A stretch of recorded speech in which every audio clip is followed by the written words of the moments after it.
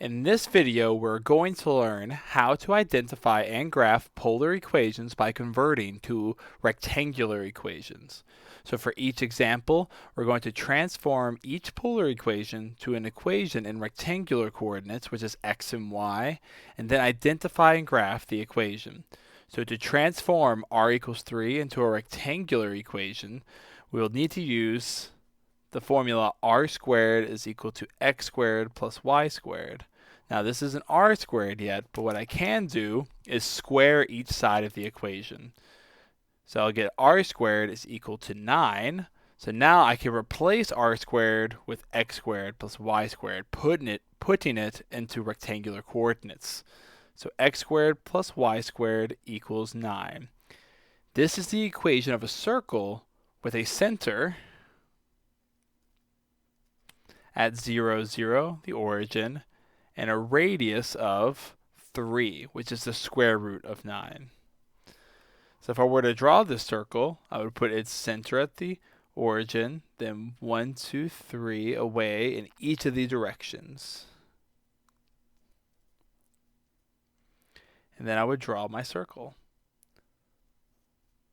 Now luckily, I have this nice polar grid help guide me.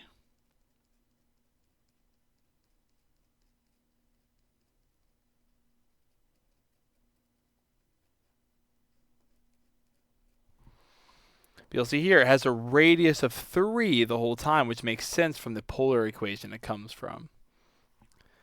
Now next up, I'm going to graph r sine of theta is equal to 2. And I'm going to use the equation y is equal to r sine of theta to replace r sine of theta with y, giving me just y equals 2. Now when I go to graph this, I'm going to make sure y is always 2. So this is a horizontal line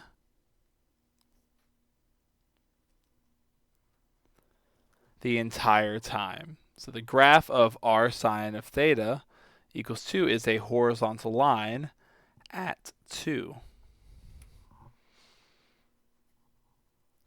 Now next I'm going to transform this equation, theta is equal to pi over 4. But in order to do this, I'm going to use the equation tangent of theta is equal to y over x. And to get tangent of theta, I will take the tangent of both sides of the equation. So I'll have tangent of theta is equal to tangent of pi over 4.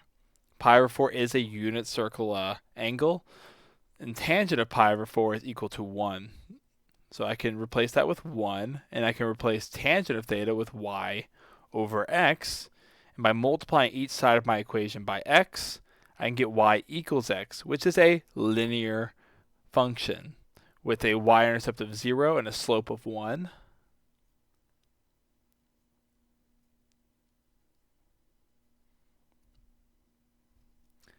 So we go up 1 over 1 or down 1 back 1 and find several points. And then I'm going to use a straight edge to draw the line.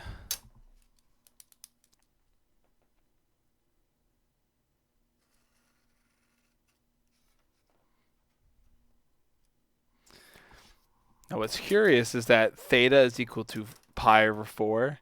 Means that regardless of the radius, the angle is always pi over 4, which is where this angle is at right here. Pi over 4. But why would this angle over here be visible? Well, if we have negative radiuses, it would go the opposite direction, creating this line. So this graph makes sense once I transformed it. Now next up, I have 4. R is equal to 4 sine of theta. So this is not r sine of theta, but I can make this r sine of theta by multiplying by r on each side of the equation. That leaves me with r squared is equal to 4r sine of theta. So now I have 4y on the right, and because I got r squared on the left, I can replace r squared with x squared plus y squared. But what graph is this? This is actually the equation of a circle. If x is squared and y is squared, and they're being added together, then I can create the formula for a circle by moving all terms to one side of the equation. minus 4y. When I subtract 4y, and it'll be equal to 0. But if I look at these terms right here with a y, I can complete the square in order to find the equation of the circle by adding a particular number right here. That number you need to add is going to be half of whatever the value in front of the linear term is, and then squared. So what's half of negative 4 squared? Well, that's negative 2 squared, which is 4. So I'm going to add 4 to that side of the equation. And if I add it to the left side of the equation, I also need to add it to the right.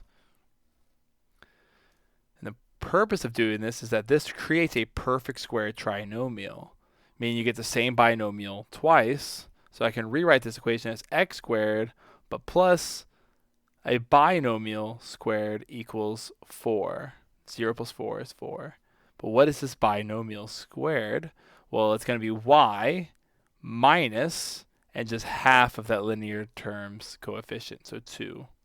So I have a circle with a center at x is equal to 0 and y is equal to 2, and a radius of the square root of 4, so 2 radius. So if I were to graph this, my center would be at 0, 2.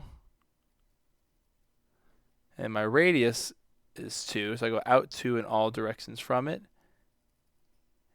I'll have a point on the origin, surprisingly, and then we'll create our circle. So you'll see here, this creates a circle off of the center,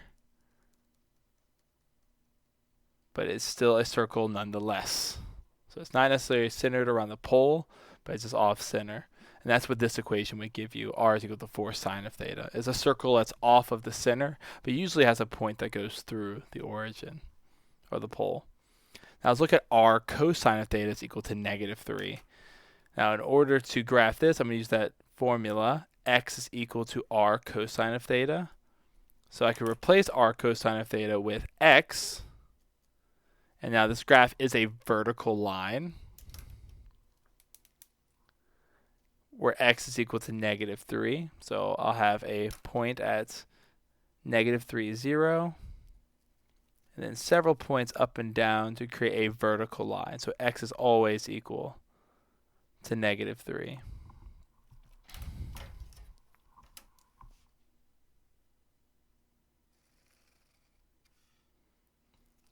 So the equation of r cosine is equal to a number is always going to be a vertical line. And lastly, we have r secant of theta is equal to negative 2. Now that's not r cosine of theta. So what I'm going to do is actually rewrite this to be r over cosine of theta using that reciprocal identity.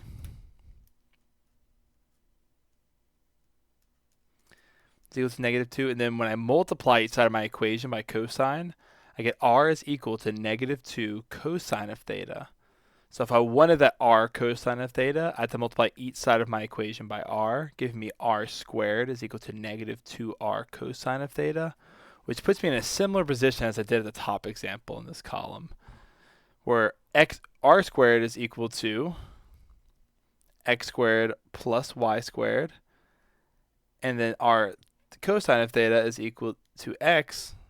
And now I have x squared plus y squared is equal to negative 2x. And again, that x squared plus y squared identifies this as a circle. So let's find its center and radius. So I'm going to add 2x to the left, give me x squared plus 2x plus y squared is equal to 0. And now I'll complete the square for x squared plus 2x by adding a particular number. And again, it's half the linear term's coefficient squared. So half of 2 is 1. 1 squared is 1. So we'll add 1 to each side of my equation. And now I have a perfect square trinomial, x squared plus 2x plus 1, which I can rewrite as the binomial factor x plus 1 squared, and that 1 comes from half of that 2. Plus y squared is equal to 1. So now my center happens to be when x is equal to negative 1. It's always the opposite of that value. Just like we said y was 2 up here. This means x would be negative 1 for the center. And y would be equal to 0 because I'm not adding or subtracting anything there. And then my radius for this circle would be the square root of 1, which is 1. So when I go to graph it, my center's at negative 1, 0. And my radius is 1, so it goes out 1 in all 4 directions from it. And then I can draw my circle. This one's a little bit smaller than the last one.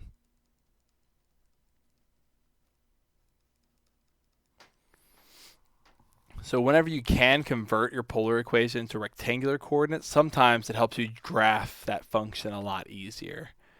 And that is how you identify and graph polar equations, by converting to rectangular equations.